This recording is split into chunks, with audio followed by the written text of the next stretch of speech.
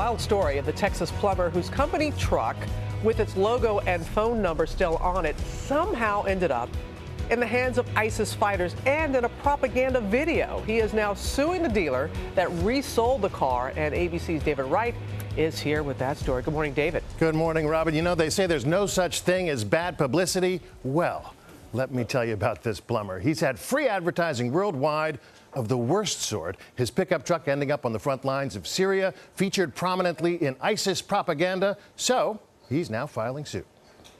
The black Ford F-250 still has his logo, but the dudes who now drive it clearly aren't interested in fixing any leaks. My secretary called me and said, "You can't believe this." That's his old truck, now 7,000 miles away from Texas City, Texas, with quite the gun rack in back. There it is in action. ISIS militants firing the anti-aircraft gun, the logo, and the company phone number, as clear as the intentions of those ISIS militants in the ski masks. I really at first thought it was just somebody playing with us. The plumber, Mark Oberholzer, says when he traded in the truck to a dealer, they told him they'd rather remove the decal so as not to risk scratching the paint. But when these pictures started popping up on extremist Twitter feeds a year ago today, it became clear the dealer never removed it. Tracking the truck on the used car site Carfax, it went from an auction in Houston, Texas,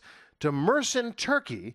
From there, ending up somewhere near Aleppo, Syria, in the hands of jihadists. Oberholzer says death threats started pouring in over the switchboard. She was getting constant calls, threats, nothing about plumbing. Now those photos pop up on his Yelp page. They even made it onto the final episode of the Colbert Report. Yes, a Texas plumber's work truck showed up in Syria. Although pickup truck, desert, giant machine gun, that could still be Texas. The plumber is now suing the dealer for $1 million, claiming Mark I's revenues were lost and the company's reputation was irretrievably damaged. The plumber says this was free advertising he could do without. I don't need this press, and I don't need the threats to my family.